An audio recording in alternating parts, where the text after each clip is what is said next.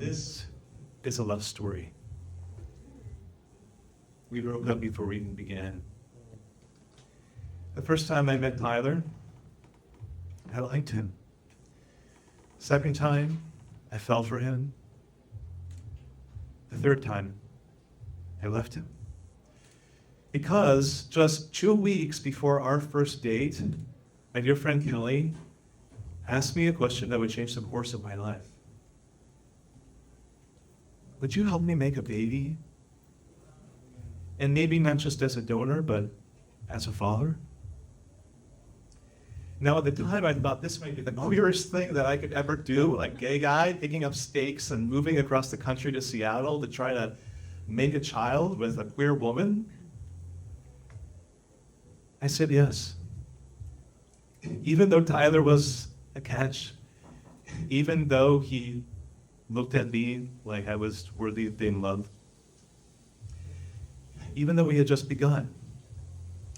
At our first date in 2019 at a Bavarian beer hall in Park Sloth, Tyler and I hit it off.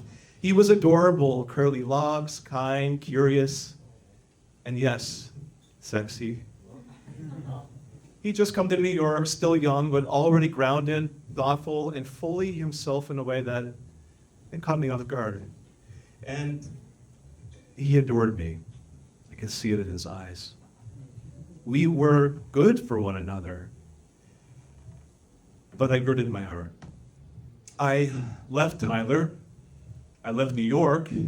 I moved to Seattle to try to make a baby. Now, this wasn't exactly traditional procreation. After one attempt at old-fashioned conception, Kelly and I settled into a monthly ritual. 5 nights per cycle, like clockwork, month after month after month.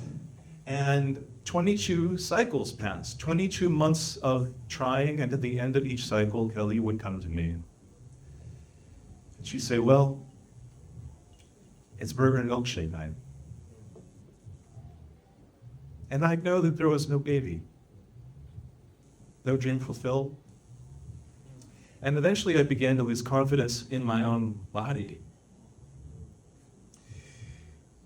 I can't tell you how devastating it is to try to breathe new life into the world and realize you just might have borderline fertility, not enough to quite have a pregnancy take hold.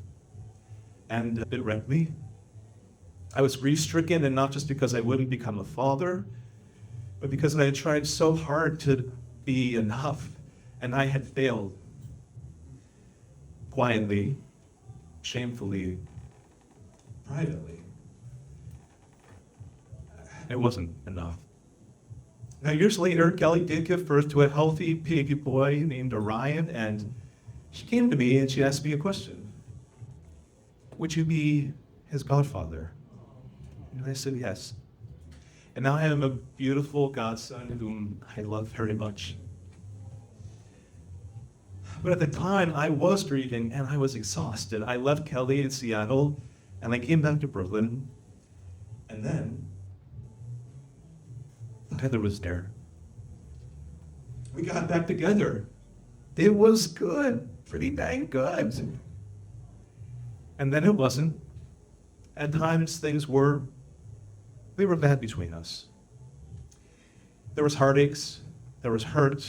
I think some of you out there in the audience were there for some of that. He had some growing up to do, and it turns out, so did I. We broke up again. I thought, maybe I'm not even capable of really loving someone, or worse, maybe I don't know how to let love in. I started to give up on love. I wondered, maybe, has love given up on me? My godmother, my Aunt Kathleen, is sitting right there in the audience. She said to me, and at the time, you told me, I don't think I'll ever get married.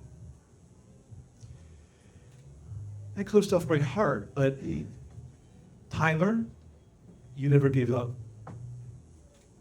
Not on me, not on us.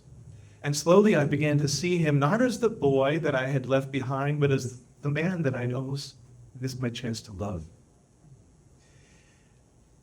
So who is Tyler? Tyler is hot enough that when he waits in line at the theater rush, he turns heads, and all the tourists say, he must be in the Broadway show. And Tyler is charming enough that he was voted class president, even if he now sometimes questions whether he still got it. Tyler is big enough to pick me up. He's small enough that I could let him in. Tyler is strong enough to hold me when I cry, and I mean really cry. But he's gentle enough that he can cradle my baby godson in his arms and laugh and sing and dance with tender joy.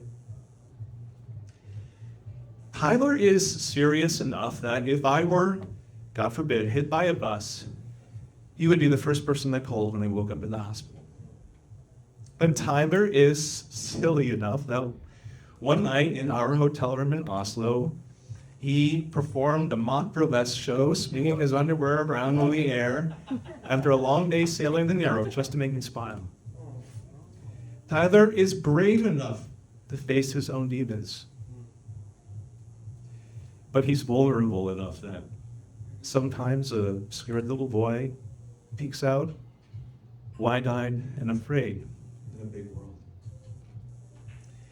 Tyler is neat enough on the outside that everything in his apartment is in place and everything is spick and span, enough to make even my Polish grandmother proud.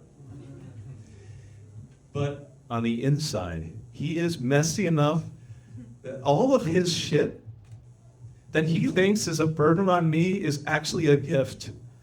I love helping Tyler become who he's meant to be. There's just so much shit in there, piles of it, just like in all of us. I love that I am maybe uniquely, exceptionally the best person in the world to help him excavate all of that shit. Tyler is independent enough to give me some space when I need it, but self-possessed enough to tell me to fuck off when I deserve it. He is smart enough to know when he's being a pain in the ass and loving enough to apologize without being asked. Tyler is sexy enough to indulge in even my geekiest fantasies. And creative enough to come up with a few of his own. Tyler is modest. Modest enough that he chose to be named Modest in the Radical Fairies. But he's proud enough to walk the drag march as an April May. Tyler is innocent enough that when I look upon him, I see that light has not yet gone out in his eyes, that he's not just yet been ruined by this old world. But Tyler is enough of an old soul that he gets it. He knows after all the lifetimes and all the unwinding of our ancient twisted karma, I am ready to get off the wheel. Tyler is foolish enough to begin again with new careers and old relationships, just like the fool in the tarot. He's uncertain of the path, but he steps out of his door anyway and begins the journey. But Tyler is wise enough to speak to me in simple truths in a way that I can trust. Tyler is magical enough to conquer all of this crazy, wonderful thing called the Sloth, where we can show our true colors and be heard. And Tyler is awake enough that even in a world kind of mad with cruelty, violence, and despair, we can still find a way to laugh through our tears, to wonder at this absurd, crazy cosmic joke of it all, and somehow still carry a small seed of hope in our hearts. Enough? Is it enough? More than enough, more than I could have ever hoped for.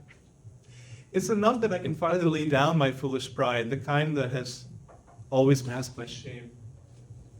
He's helped me see that I have enough too. I know he would do anything for me. I finally understand what chosen family means. I want to drink deeply from the cup of life, and I want Tyler to share my cup. Together we might just be not enough for each other, but abundance, whole, plenty. We have everything that we need right here. Tyler, wish you come on up here. Come on, everybody, give a hand to Tyler when I come over.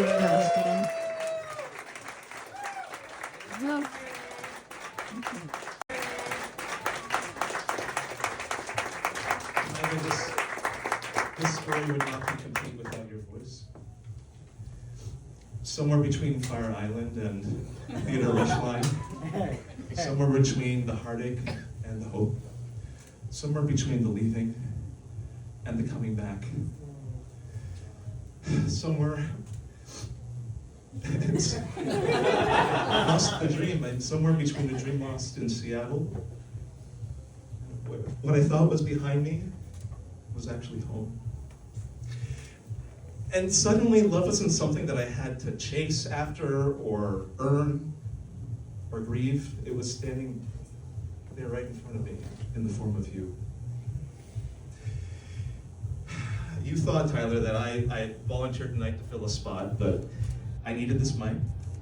I needed the stage. I needed all of these people out there who love you, love me, love us. I needed all of it to say something that I've been holding in my heart.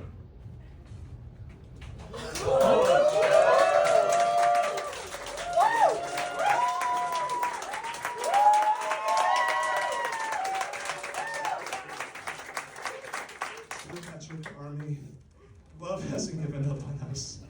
You've shown me that I am enough, and you're more than I could have ever asked for.